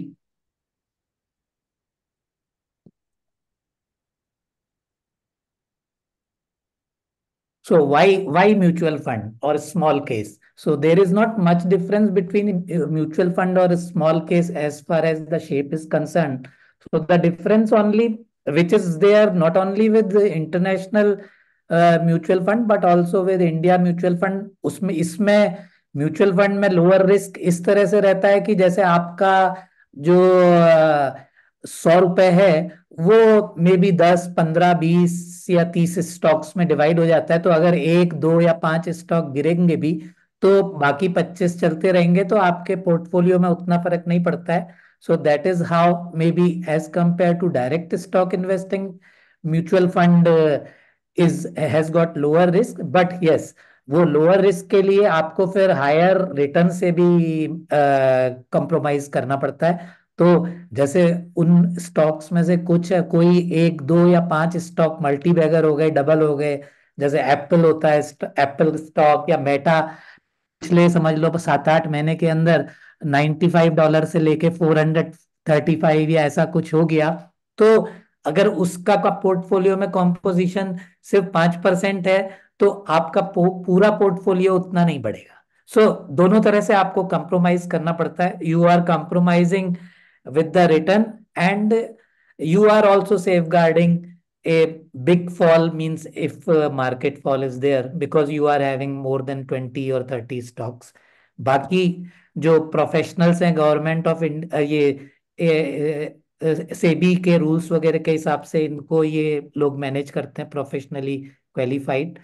और फर्क इतना है कि जैसे इसमें म्यूचुअल फंड रूट में ये और फायदा होता है, जैसे कई बार हम हमारे ट्रेडिंग स्मॉल केस भी लें तो भी हमारा हम ट्रेडिंग टर्मिनल के सामने होते हैं, तो जो जिन लोग का टेम्परामेंट या बिहेवियर इतनी डे टू डे वॉलेटिलिटी, कभी कभी निफ्टी एक दिन में जैसे 500 गिरता है, 500 पॉइंट, ऐसे ही S&P 500 भी गिरता है, तो कोई रात को अगर जब यूएस मार्केट ओपन है और उस समय उसने स्क्रीन खोला हुआ है और इधर उधर मार्केट हो रही है, तो उसको फिर रात को नींद नहीं आएगी। तो उस हिसाब से mutual fund is safer bet for such people. So अब हम इंटरनेशनल फंड में आ जाते हैं। तो इंटरनेशनल फंड में जैसा अभी थोड़ा सा आइडिया सुबोध जी ने भी दिया था, इसका टैक्सेशन जो है 3 साल से नीचे आप अगर होल्ड करते हैं तो फिर जो आपका स्लैब है उस हिसाब से शॉर्ट टर्म कैपिटल गेन पड़ता है, और 3 साल के ऊपर आप होल्ड करते हैं तो 20% इंडेक्सेशन के बाद टैक्स पड़ता है, जो बहुत ही कम हो जाता है, जैसे पहले डेट फंड में हुआ करता था। तो मतलब ये जो टैक्स है जब इंडेक्सेशन के बाद कैलकुलेट होता है, इवन जो एफडी वगैरह में भी टैक्स पड़ता है उससे भी काफी कम हो जाता है। तो इसलिए 3 साल तक अगर आप इंटरनेशनल म्यूचुअल फंड को होल्ड करते हैं तो टैक्स में काफी फायदा है। और एनएवी, अगर आप लोग को म्यूचुअल फंड का एक्सपीरियंस है तो आपका जनरली, जैसे मार्केट आज 3:30 बजे इंडिया की क्लोज हुई, तो शाम तक 8 9 10 बजे तक, रात तक एनएवी कैलकुलेट हो जाती है based on the share price of India market. लेकिन यूएस मार्केट में अगर आपने आज 3 बजे तक मान लो अप्लाई किया यूनिट्स के लिए किसी mutual fund, international mutual fund में, और वो यूएस का है, तो यूएस मार्केट मतलब इंडिया के हिसाब से रात को 2:30 बजे बंद होगी, तो 2:30 बजे उसके सारे स्टॉक्स पर प्राइस क्लोज होंगे, तो उस समय रात के 2:30 बजे जो प्राइस होता है उसके बेस पे अगले दिन इंटरनेशनल म्यूचुअल फंड की या यूएस स्पेसिफिक म्यूचुअल फंड की जो है वो एनएवी कैलकुलेट होती है। और जैसा अभी हम बात कर रहे थे करेंसी फ्लक्चुएशन जो होती है उसका भी रिटर्न में फर्क पड़ता है। तो ओवरऑल अगर मान लो रुपी डॉलर टर्म्स में अगर 3 साल में जैसे आजकल 70 से 80 हो गया, डेप्रिशिएट हो गया है, तो इस चीज का काफी मतलब फर्क पड़ता है और रिटर्न उस हिसाब से कम हो जाती है। इंडिया में ये जो इंटरनेशनल फंड्स हैं ये थीमेटिक कैटेगरी में आते हैं। थीमेटिक और सेक्टर कैटेगरी मतलब ये डाइवर्सिफाई फंड में नहीं आता है, थीमेटिक में आता है। तो थीमेटिक में मतलब ये उन फंड्स को कहते हैं जिनका जो एक पर्टिकुलर मतलब किसी एसेट क्लास या किसी में भी, जैसे पब्लिक, जैसे आप सब ये कैटेगरी देख रहे हैं ना, thematic PSU public sector enterprise या इंफ्रास्ट्रक्चर, जैसे इंडिया में आप इन फंड्स में पोजीशन ले सकते हैं। और मे भी आपको लगता है कि जैसे जो अभी पीएसयू फंड 6 महीने और लगेंगे, तो इंडिया में आप पीएसयू फंड ले सकते हैं। ठीक उसी तरह से आपको लगता है कि नहीं, अभी टेक्निकली जो सिग्नल आया है यूएस मार्केट का वो बहुत अच्छा है और अभी इसने ऑल टाइम हाई क्रॉस कर लिया, तो अभी ये और ऊपर जाएगा, तो आप उसी तरह से यूएस के म्यूचुअल फंड में भी पोजीशन ले सकते हैं। भले ही आप 6 महीने के लिए लो या 1 साल के लिए लो, लेकिन हाँ लॉन्ग टर्म के लिए भी ले सकते हैं, जैसा कि वो फिर हेजिंग का काम करता है अगर आपने यूएस मार्केट में म्यूचुअल फंड लिए हुए हैं या स्टॉक लिया हुआ है। तो इसमें आप देख रहे होंगे नीचे 2 तरह के फंड इंटरनेशनल मार्केट से लिखा हुआ है। एक तो लिखा हुआ है इंटरनेशनल और दूसरा लिखा हुआ है फंड ऑफ फंड ओवरसीज। तो ये जो पहला वाला है इक्विटी थीमेटिक इंटरनेशनल, तो इसमें जो यहाँ की एएमसी हैं वो खुद अपने आप यूएस मार्केट को स्टडी करके स्टॉक सेलेक्ट करती हैं। जैसे वो इंडिया में उनका कोई म्यूचुअल फंड स्कीम होती है, ठीक उसी तरह वो फॉरेन के या यूएस के भी स्टॉक्स को स्टडी करते रहते हैं, उनके फंडामेंटल्स, उनके टेक्निकल्स, और उस हिसाब से उसको एक्टिवली मैनेज करते हैं। और फंड ऑफ फंड, और इसके अलावा एक तीसरा होता है वो इंडेक्स फंड, वो आपको मालूम है जैसे नैस्डैक का होता है। और दूसरा ये है कि ये फंड ऑफ फंड जो ओवरसीज है, इसमें ये लोग क्या करते हैं, यही इंडिया के म्यूचुअल फंड हाउसेस, ये लोग बाहर जितने भी म्यूचुअल फंड है, तो उन म्यूचुअल फंड से इनका टाई अप हो जाता है, और उनके म्यूचुअल फंड पूरे के पूरे ये लोग अपने ले लेते हैं, और इंडिया के हिसाब से उसका काम चलता है। और उसमें कोई जरूरी नहीं एक ही फंड हो, उसमें 7-8 फंड भी हो सकते हैं। मतलब यूएस में उनके मान लो 7 तरह के फंड हैं, एक उसमें डाउ से रिलेटेड है, एक नेस्डैक से रिलेटेड है, और एक कोई में भी कंजम्पशन या एफएमसीजी से रिलेटेड है। तो वो उसके 7-8 फंड तरह के फंड इनके एक स्कीम में होते हैं, तो उसको हम फंड ऑफ फंड्स बोलते हैं।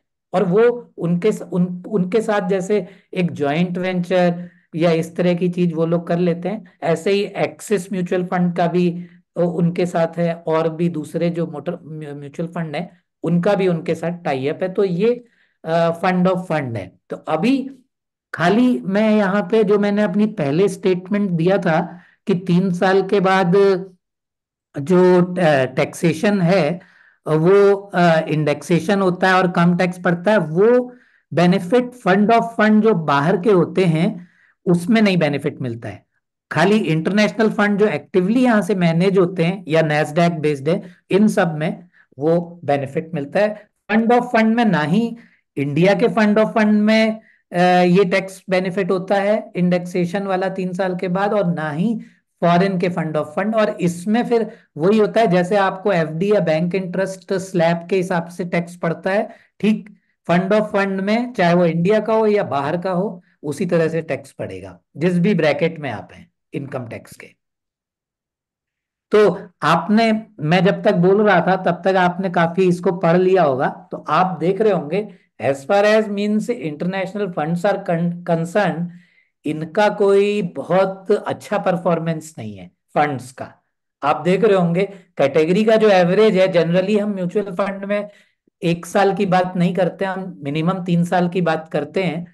क्योंकि 1 साल इसलिए नहीं करते हैं कि जो भी नया फंड 1 साल में लॉन्च होता है ना, उसके पास पूरा का पूरा पैसा आया होता है, और वो उस समय जो स्टॉक्स परफॉर्म कर रहे होते हैं वो खरीद लेते हैं। इसलिए फर्स्ट 1 ईयर और 1.5 ईयर लॉन्च के बाद जनरली इंडिया का म्यूचुअल फंड की भी और इंटरनेशनल म्यूचुअल फंड की भी परफॉर्मेंस अच्छी दिखती है। इसलिए 3 साल में वो स्टेबल हो जाता है। तो 3 और 5 साल में हम कह सकते हैं कि किसी फंड को आंका जा सकता है, उसको रेट किया जा सकता है कि कैसी परफॉर्मेंस है। तो आप देख रहे हो कि इस तरह की परफॉर्मेंस है। और किसी इंडिया के जो फ्लेक्सी कैप हम ले लें, फ्लेक्सी कैप में लार्ज कैप, मिड कैप और अपना स्मॉल कैप सभी होते हैं, उसका 17% है कैटेगरी एवरेज। कैटेगरी एवरेज बोलते हैं कि मतलब अगर फ्लेक्सी कैप कैटेगरी में एक्सिस का, एचडीएफसी का और समझ लो एसबीआई, इस तरह से 17 कंपनीज के अगर फंड है, उन सबका एवरेज किस तरह का आता है, तो 17% आता है। तो किसी का 3 साल का एवरेज CAGR 20-22 भी हो सकता है, और किसी का 12-13 भी हो सकता है, एवरेज 17 है। इसी तरह वो इंटरनेशनल और ओवरसीज में ये 4 और 2 CAGR जो है ये कैटेगरी एवरेज है, किसी का 10, 20, 30 भी होगा, और किसी का इवन माइनस में भी हो सकता है, क्योंकि 4 और 2 आया है वो बहुत कम है। ये स्लाइड क्योंकि थोड़ा भरी हुई है, इसमें किसी का कोई सवाल हो तो इसमें पूछ सकता है। नहीं, इसमें मेरा ये था कि अभी जो ये सुबोध जी बता रहे थे कि वो अपना मुरई मेरा एसेट वाले ने 86% का रिटर्न दिया है, वो क्या है? हाँ, वो मैं आगे आ रहा हूं। ये पूरी कैटेगरी का है। इस इंटरनेशनल जो कैटेगरी में मेरे का जिसने 70-80 दिया है वो भी शामिल है, लेकिन उसने 70-80 दिया, लेकिन जो 25 दूसरे फंड है उसमें किसी का नेगेटिव भी होगा, किसी का 10% भी होगा, किसी का 2 भी होगा, तो वो करके एवरेज 4 आ रहा है। सर 3 साल का एवरेज। और इस 3 साल वाले में मीरे का नहीं शामिल होगा, क्योंकि आई थिंक वो 1 साल पहले ही लॉन्च हुआ है, उसका 1 साल में आएगा। तो 1 साल में आप देख रहे हैं कि इंटरनेशनल फंड का एवरेज जो है वो 9 CAGR है, और फंड ऑफ फंड ओवरसीज का 14 CAGR है। तो इसी में इंटरनेशनल वाले 1 साल में उसका भी नाम होगा। मीरे के फंड हैं और भी हैं, और लेकिन उनका 80% या होगा ज्यादा, लेकिन एवरेज कैटेगरी का इतना ही है। तो इसलिए इसकी बहुत ज्यादा इस स्लाइड की या अलग वाइज वैल्यू नहीं है, लेकिन हाँ फिर भी थोड़ा सा ये बताता है कि as far as may be अगर फंड्स की बात करें यूएस मार्केट के लिए, तो कुछ फंड से बहुत ज्यादा कुछ रिटर्न नहीं मिलने वाला है। सर ये जो है इंटरनेशनल, इसमें सब चाइना की मार्केट भी इंक्लूड होगी, राइट? हाँ, इसमें तो चाइना की भी तो सर इंक्लूड है। चाइना की मार्केट तो पिछले 2-3 साल से गिरी रही है ना, तो उसका भी इससे इम्पैक्ट हाँ, आएगा। वो भी बिल्कुल आ रही है, या उससे भी कम हुई है, उसका भी इसमें बहुत नेगेटिव फर्क इसमें पड़ा हुआ है तो इन ये अपने जो। यहाँ ऐसा कोई फंड नहीं जो सिर्फ यूएस मार्केट में इन्वेस्ट करता हो? फिर वो जो हाँ, मैंने कहता है सब वही अब थे ना। अब अच्छा अगली स्लाइड जो आपको दिखा रहा हूँ, अच्छा उसमें अच्छा। इंडिया में जो टॉप टॉप सारे फंड तो बहुत 50, लेकिन मैं टॉप जो फंड है मैं उसकी बात करूंगा। हम्म, ये अभी मतलब एग्जॉस्टिव लिस्ट है, इसमें आप थोड़ा सा आप इसको देखिए, और फिर हम इसमें बात कर सकते हैं, सवाल वगैरह इसमें। ये जो मैंने इसके नीचे भी बहुत सारे फंड थे, तो उनको नहीं लिया, लेकिन हाँ टॉप परफॉर्मिंग, क्योंकि आप देख रहे हो जहां पे नीचे डैश डैश लिखा है, इसका मतलब वो 3 साल से उनकी एज कम है। हम्म।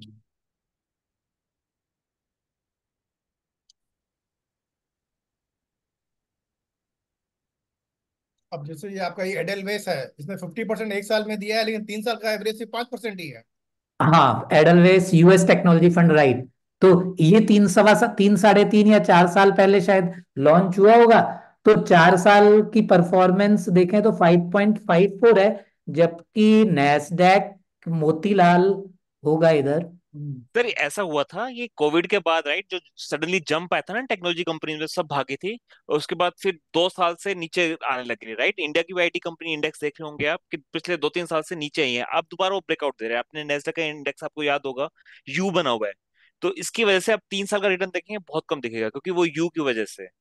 लेकिन फिर भी अदरवाइज इसने अंडर परफॉर्म किया है, जैसे इसका 5.54 है, और ये मोतीलाल नेस्डैक 100 FOF इसका 12.7 है, और कोटक नेस्डैक जो है इंडेक्स फंड, इसका 14.2 है। तो इन दोनों इंडेक्स से इसने अंडर परफॉर्म किया है एडलवाइस। ओके, ये मतलब ये इनके खुद के सिलेक्टेड स्टॉक्स होंगे, राइट सर? ये तो हाँ, आपका इन्होंने ये, हाँ खुद ये इंडेक्स। इन्होंने कुछ 3 6 यूएस के म्यूचुअल फंड स्कीम को मिक्स करके बनाया होगा, और मे बी इनका जजमेंट उनकी परफॉर्मेंस के बारे में अच्छा नहीं होगा, तो इसलिए इसने अंडर परफॉर्म किया है। और नेस्डैक इंडेक्स जो आप देखते हैं रोज, उसका परफॉर्मेंस उस सॉरी तो उसका परफॉर्मेंस इंडेक्स का काफी बेटर है, क्योंकि उस पे बेस्ड एक मोतीलाल का फंड है, और एक कोटक का नेस्डैक 100 फंड है।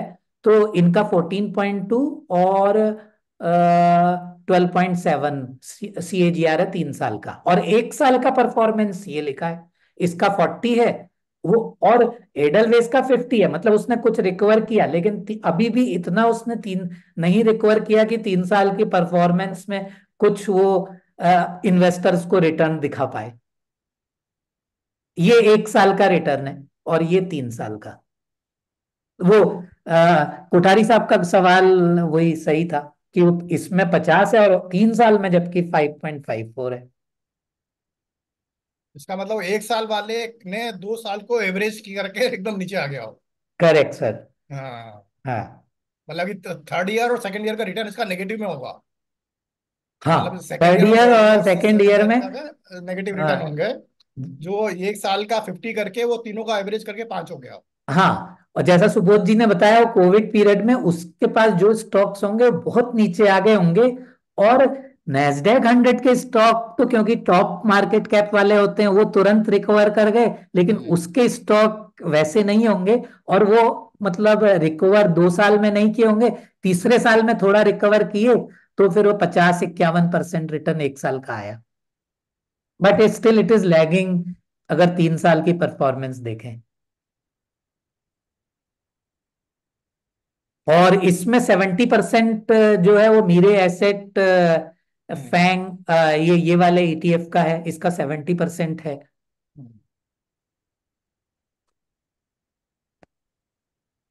नया फंड है तो। हाँ, ये नया फंड है। जनरली नए फंड में, और क्योंकि पिछले एक साल में ना मार्च वगैरह के बाद रैली शुरू हुई थी, तो इसलिए इंडिया के फंड्स की भी काफी एक साल में अच्छी परफॉर्मेंस है, 40-45%। और ये क्योंकि थीमेटिक फंड है न्यूयॉर्क एक्सचेंज का, इसलिए इसकी अच्छी मतलब काफी ये काफी रिटर्न इसमें आया, क्योंकि नैस्डैक गिरा बहुत था एक्चुअली, तो इसलिए एक साल में बढ़ा भी बहुत है।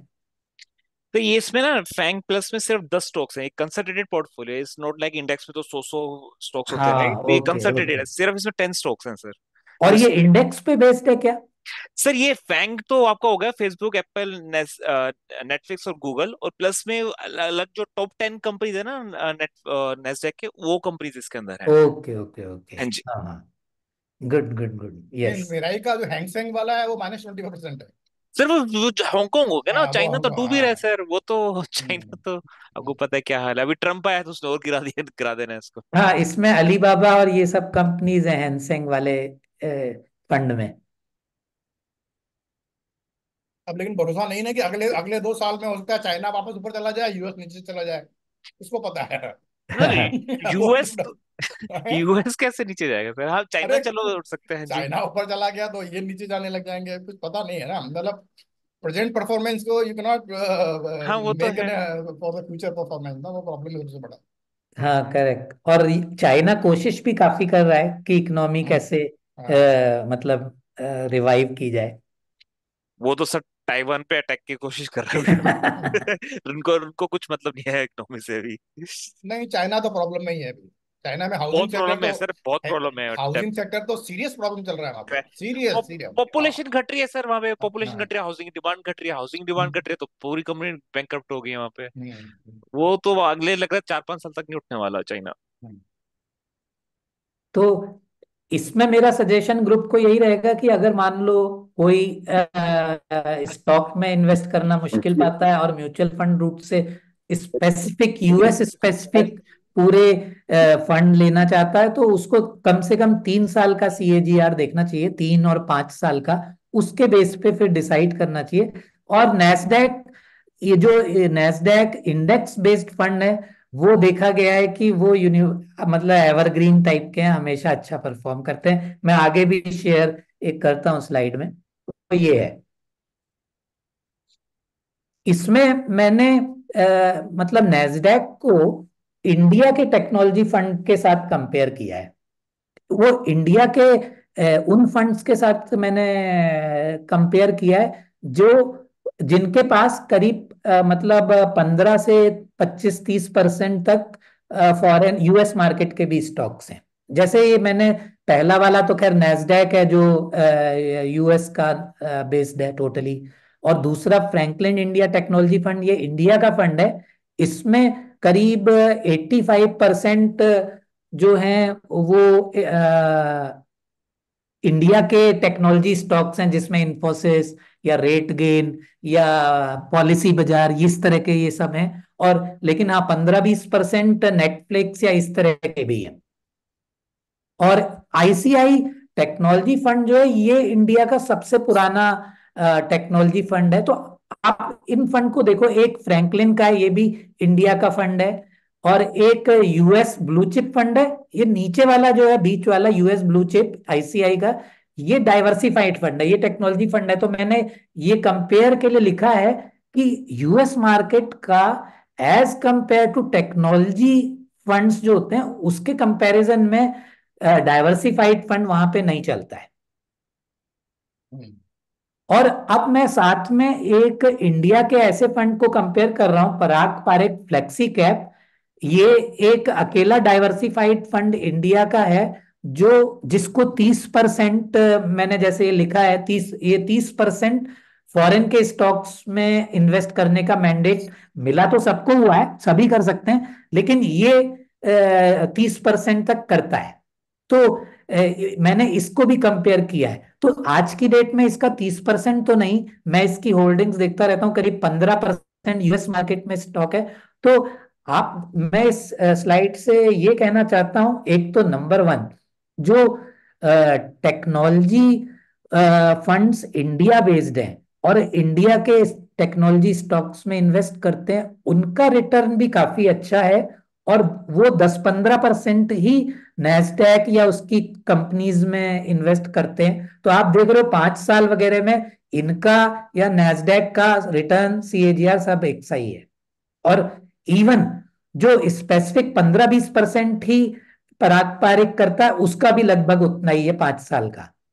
और 3 साल में तो आप देखोगे उसने बीट किया, क्योंकि ये जो है लिमिटेड वे में फॉरेन स्टॉक में करते हैं। इसलिए जैसा मिस्टर सुबोध ने शुरू में बोला था ना, मतलब आप थोड़ा सा मतलब उसमें वहां करके हैच कर लेते हो या डाइवर्सिफाई कर लेते हो यूएस मार्केट में, सो that is the best strategy. आप कभी ये मत करो कि आप सोचो कि अब यूएस मार्केट बहुत नीचे है, इसमें मैं खूब करूंगा और ये बहुत बढ़ जाएगी।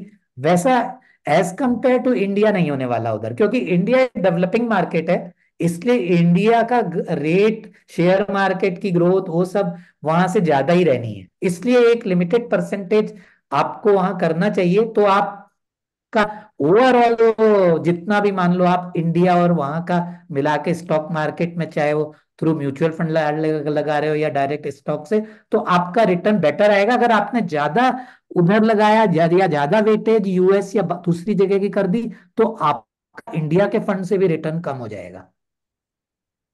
Joshi sir, this is Mahesh, one question. या या ये जो यूएस फंड के एब्सोल्यूट रिटर्न्स है, this is based on INR और यूएसडी? दिस जो ये है, ये आईएनआर बेस्ड है टोटली। इनका जो डे टू डे एनएवी है वो मतलब जैसे आज डॉलर रुपए का रिले किस तरह से क्लोज हुआ, उसके हिसाब से आपको एनएवी अलॉट होती है। और जब अगले दिन एनएवी कैलकुलेट होगी, तो it will account for the currency changes next day also. So accordingly NAV will rise as compared to stocks performance, as well as means how the currency has behaved every day yes, तो basis. हाँ, तो मेरा question यही था कि अब ये जो परसेंटेज गेन दिखा रहा है, 5 साल, 10 साल, 15 साल, इसमें से एब्सोल्यूट वैल्यू कितना है बिकॉज ऑफ करेंसी कितना है? बिकॉज इस चीज की 15 साल में शायद करेंसी डबल हो गया है, राइट? या उससे ज्यादा हो गया है? नहीं, उसकी ये वजह से दिस परफॉर्मेंस टेल्स ज्यादा है दिस, या because of stocks also move? मतलब it this tells this sheet in this 5 year or 3 year or 1 year return, whatever it tells, that if I had invested 1 lakh Indian rupees और वो 5 साल के बाद, मतलब ये जैसे परसों फ्राइडे की वो होगी, अगर परसों मैंने रिडीम किया होता तो मुझे इंडियन रुपीज में कितना मिलता, ये सीएजीआर इंडियन रुपीज में वैसे कैलकुलेट हुई है। Right, right, let's assume first अपना मोतीलाल ओसवाल वाला था कि 5 साल में it has given 23% return, hmm. Right? उसमें से because of USD to INR जो रेट इंक्रीज हुआ, लेट्स से 20%, उसमें से कितना हुआ? और एब्सोल्यूट स्टॉक कितना मूव हुआ, स्टॉक्स कितने हुए, उसके बेसिस कितना हो गया? और maximum gain is because of the USD INR fluctuations only? Yes, definitely it may be possible, yeah, so because are this there is any mutual funds fund. Which only uh, invest in USD things, only USD हाँ, currency हाँ, only? so probably you are right. So what probably you are saying, that if we see Nasdaq in the chart of US, so in which is always in dollar terms, so its 5 year CAGR would be different, would be maybe say here the Nasdaq fund जो है मोतीलाल का, इसका 23.39 है, वो 28 भी right, हो सकता है। ओके, इंडेक्स 20, उसका सीएजीआर 28 या 25, 26 कुछ भी हो सकता है, because this is converted into Indian rupee conversion. This is after that. Okay, yes, got it. वो दोनों डिफरेंट हो सकते हैं। अगर आप ये मेरे को सवाल कर सकते हैं कि वो नैस्डैक तो 27-27% शो कर रहा है 5 years में, और you you this fund 23%. So possible, and this is mainly because of currency factor. It Okay. could be due to that reason.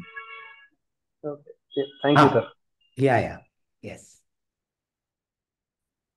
Excuse me, is there a Edelweiss or some other fund which invests in new artificial intelligence stock in US, new technology stocks? So this in this the fourth last fund, Mirae Asset Global AI and Technology, Okay. and इसके ऊपर वाला है, so they are this fund has got the companies which are working on AI, like Microsoft is working on AI. So probably this ETF will be having Microsoft also, and Google also. Google is also working. So ये इस ETF में वो वाले stock भी होंगे. So these are the new age ETF on which Mirae Asset in India is giving mutual fund. So इनके return पिछले एक साल के, for one it is 39, means almost 40%. For this it is about 12%. Okay. Minus 12%. So this electric vehicle wala jo fund hai, it has fallen. It has given last 1 year minus 11% return. And Hang Seng, because as Mr. Subodh said, because this fund has got mostly Chinese companies, China market has not performed well, so its 1 year return is minus 21%. Okay. Yeah. Okay. Yeah. Thank you. And S&P 500, which is a diversified US index, that has given last 1 year 33%. Okay. Thank you. Yeah. Small cap, small cap alone. That is a Mirae Asset artificial intelligence one. It is small cap alone. Which one? The Mirae Asset Global AI. So this fund actually, there must be one ETF which has got AI companies and technology companies together. So this fund is exactly emulating that ETF. Like if that ETF is having Netflix, say 2%, or maybe say Microsoft 7%. So exactly, this fund will be having exactly that much weightage of each of those stocks which are there in those US ETF. Okay. जैसे India में Nifty का ETF होता है, तो उसमें अगर रिलायंस 4% है, तो any like Nifty 20 also will emulate exactly the Nifty configuration in weightage, and this Nifty 20 will also have 4% Reliance. Exactly. तो वैसे ही ये उनको करता होगा. Okay. Yeah. Thank you.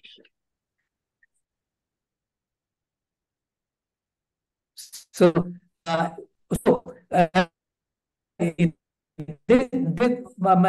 us. So one more thing I wanted to say, that is the last. Now we have not seen any small case for US stocks, but yes, Week Investing is a small case fund manager. So they are testing a small case for US stock. So they have, so means maybe in this year they can announce, and all those stocks, small case, that will be based on momentum. So it will have only those maybe 10-15 stocks which are in movement those days, and after 1 month if any of those stock in that small case if that lose momentum, तो वो उसको exit करवा देंगे, and they will buy another stock which is gaining momentum. So they are testing it, and they may release a small case of say 10-15 stocks. Okay. So now, because you have seen that one fund one India fund which has got about 15% kind of thing in US exposure, and balance 70-80% India stocks. So we or maybe generally we talk that there should be some exposure in US stocks. So it's up to you whether you want to take that exposure directly through the demat account, buying with dollar rupee transaction, and your money which goes to broker that is converted into dollar, and then you buy Netflix or whatever based on your fundamental analysis or maybe technical charts. You can do it at your own, or because you have to do it at a certain percentage only. You may not like to put all 50% of your money in US market, or and only 50% in India market in current condition, but you may like to make to buy foreign stock 10-15%. So this fund, he does same thing, and he is doing that successfully. So I and other fund also are means the technology. If Mr. Like Mr. Subodh says कि technology is a good best sector in US, so that is even Indian technology fund, they are investing 15-20% in US market. With I will just share sometime later that what are those stocks Indian technology companies are investing out. But I am in this slide. So this is that Parag Parekh Flexi Cap Fund, which has got about 80% India stocks, 15% US stocks, and it has got only 4 stocks. Very selective. And he's keeping those 4 for the past 5, 6, 7 years. And you see what kind of return these 4 stocks have given. So their return of these 4 stocks, they are top kind of top quality stocks. They are giving good alpha to this fund apart from his own Indian 80% stocks.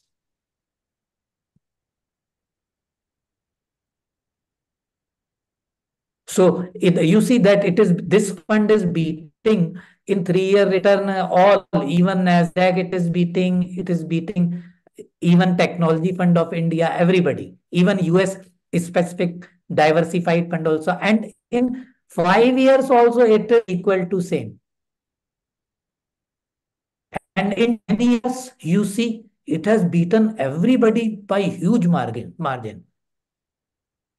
अभी मतलब Nasdaq का इधर था नहीं, तो may be इतना ही होगा, लेकिन हाँ बाकी सबको बीट किया है, लेकिन on just on the basis of 4 stock. So if you have good analysis of stocks, fundamental analysis, or you can read the chart well, and because these two are important thing, and on the basis of technical chart one can beat the market, or if he does fundamental analysis also, then means one should go for picking stocks directly, because overall mutual fund of US, otherwise they are just maybe you can say mediocre, but yes, specific stocks are doing pretty well, like these 4 or Apple or maybe stocks.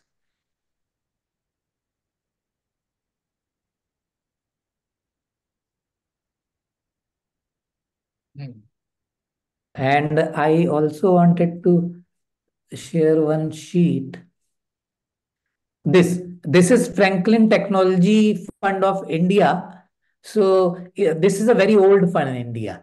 So earlier they used to invest only means 70% in Infosys, TCS, and maybe one more company. But now means he thinks that there is a limited upside in these big 3-4 companies, including Tech Mahindra. So he invests in Zomato, Policy Bazaar, that kind of companies, and some 11 plus 7, some 18% in foreign companies.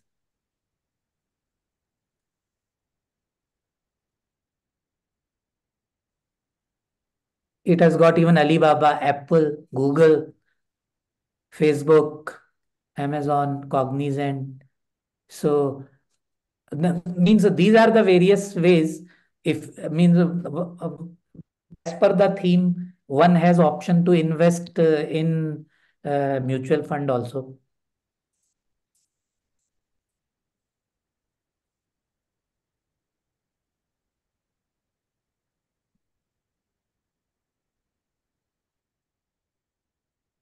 मेरा एक fundamental question है आपसे भी और सुबोध जी से भी कि हाँ जी सर। ये कि मतलब पूरे यूएस के जो एफआईआई है वो इंडिया में आके इन्वेस्ट कर रहे हैं और हाँ हम जो है मतलब वहां जाके इन्वेस्ट करना चाहते हैं। सर तो वो ये भी तो डाइवर्सिफाई कर रहे हैं, हम भी डाइवर्सिफाई कर रहे हैं। तो ये वो हंड्रेड कॉन्ट्रोडिक्टरी। परसेंट इंडिया में वो 4-5% डालते हैं, हम भी 4-5% डालने के लिए बोल रहे हैं, हम थोड़ा कह रहे हैं 100% डाल दीजिए। हाँ, कुछ परसेंट डालना चाहिए, ज्यादा नहीं।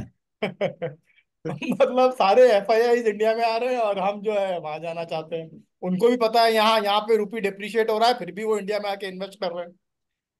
सर उनका वही करेक्ट। है ना सर, पता उनका फंडा क्या है, उनका हाँ, सारा लिंक है आपका ये बॉन्ड से। अगर वहां पे अगर लोन अमाउंट उनका जो रेट देते हैं वो 0%, पहले 0% के आसपास चल रहा था, तो उनके पास खूब पैसा था तो पूरी दुनिया में फेंक रहे थे। जैसे ही वहां पे इंटरेस्ट रेट थोड़ा भी बढ़ा, 5-5.5% चल रहा है अभी, तो उन्होंने पूरी हम्म, दुनिया से पैसा वापस सक कर लिया। हम्म, है ना? तो इनका वो चलता है, क्योंकि जब बहुत सारा पैसा रहता है, यूएसए की मार्केट ओवर वैल्यूड होगी तो चलो बाहर भी डाल दो थोड़ा थोड़ा थोड़ा, हर कंट्री में इनका वैसा रहता है सर। हाँ, सही बात है। राइट।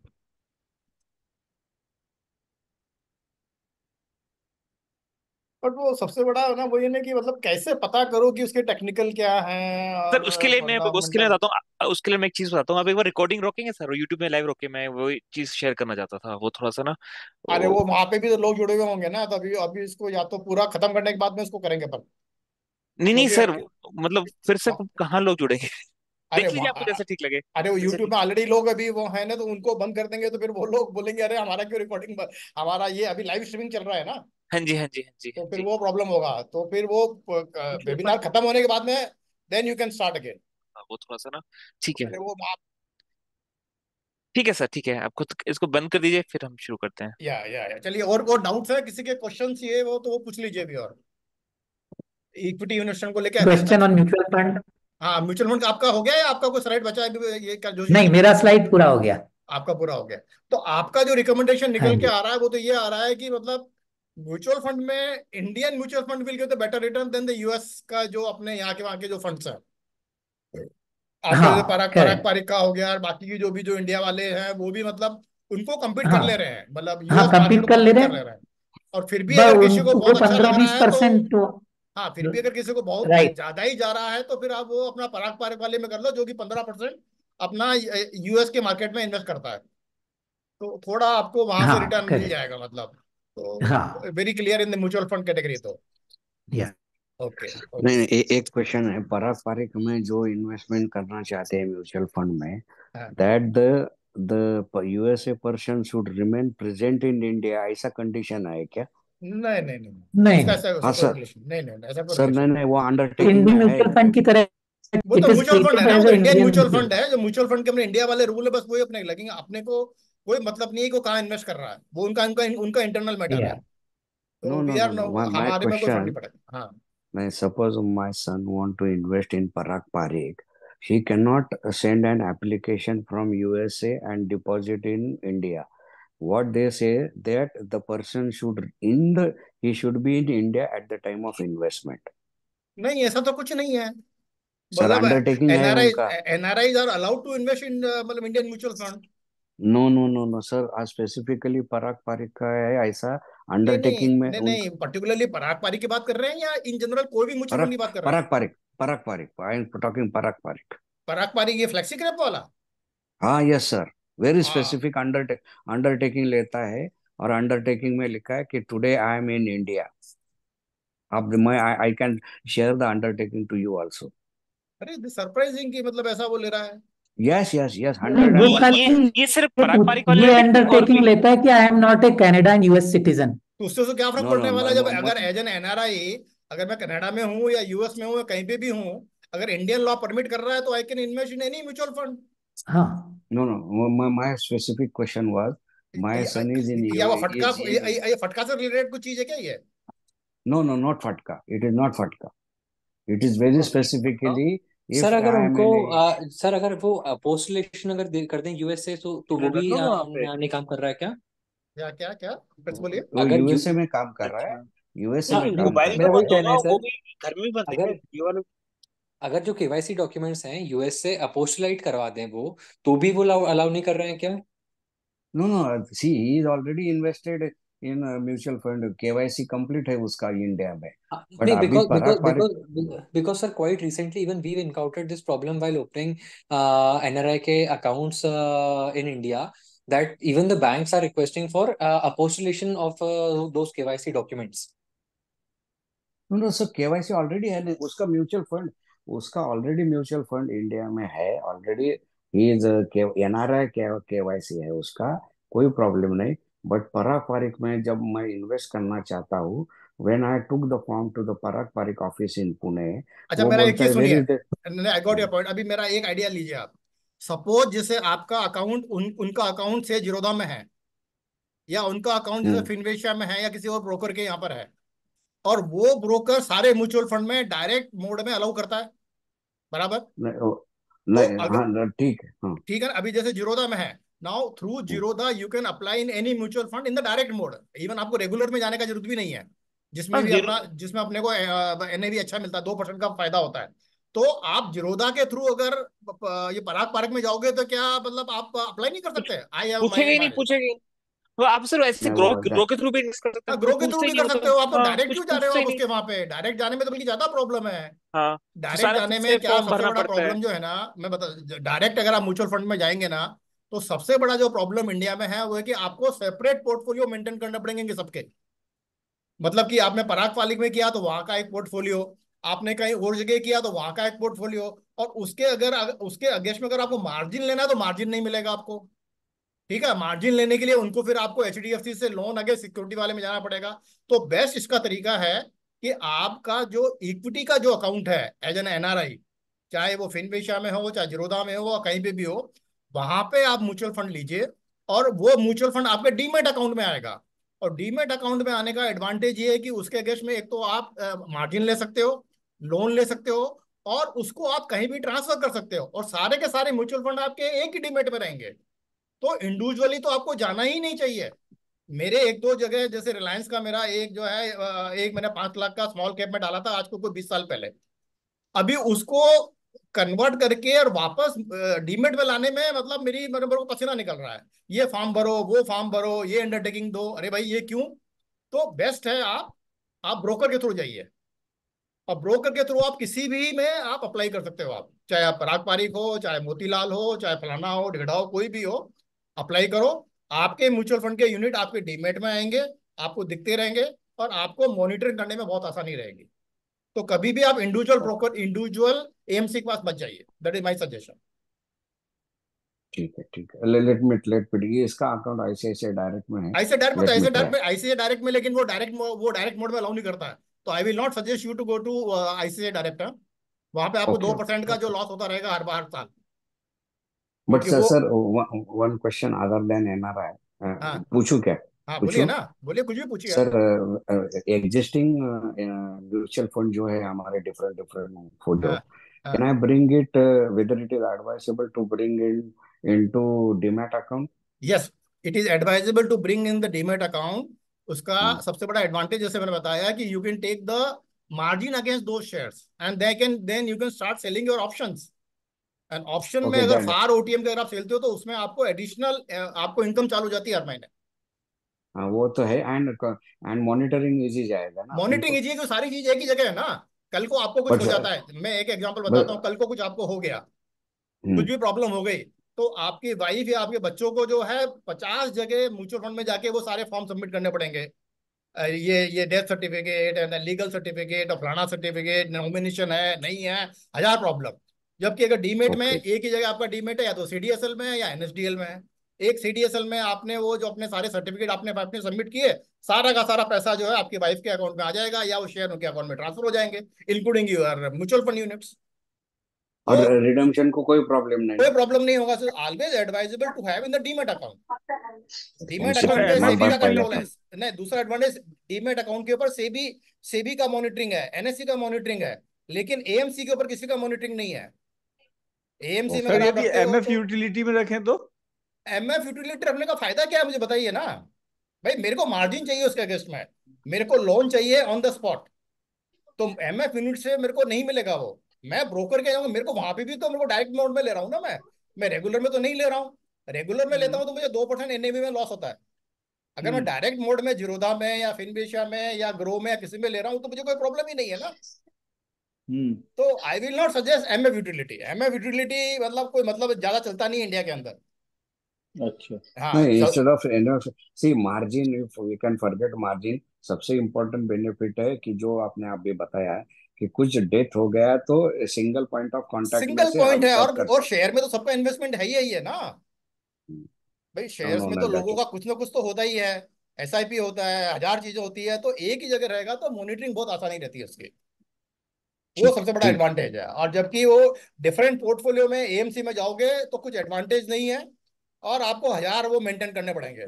उसकी एक्सेल शीट ठीक बनाओ, उसका ये सबमिट करो, मतलब बिल्कुल भी एडवाइजेबल नहीं है। अभी वो दुनिया चेंज हो गई है, तो we have to change according to the what is the current requirement. Okay. ठीक है। या ओके। या तो आप वो जो पराग पारिक वाला जो इशू है ना, इसको आप इस तरह से रिजॉल्व कर लीजिए आप।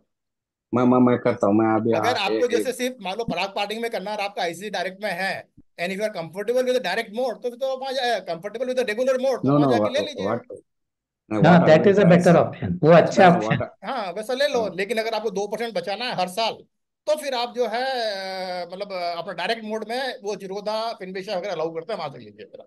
नहीं, मैं क्या ट्राई करता हूँ कि एक स्मॉल अमाउंट आईसीआईसीआई डायरेक्ट से पराग पारिक में एनआरआई का अंडर इन ये करना, इन्वेस्ट करना का देखता हूँ, ट्राई करता हूँ। उधर लेकिन कोई एरर में से आ गया तो हाँ देन बराबर आई है। Will share with you. बराबर बराबर बराबर, you are right, you can do that.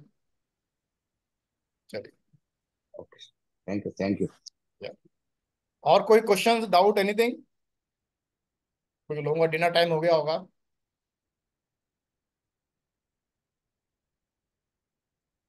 In any case अगर आपके को क्वेरी डाउट है तो अपना जो यूएस इक्विटी वाला ग्रुप है उसके अंदर you can post your queries.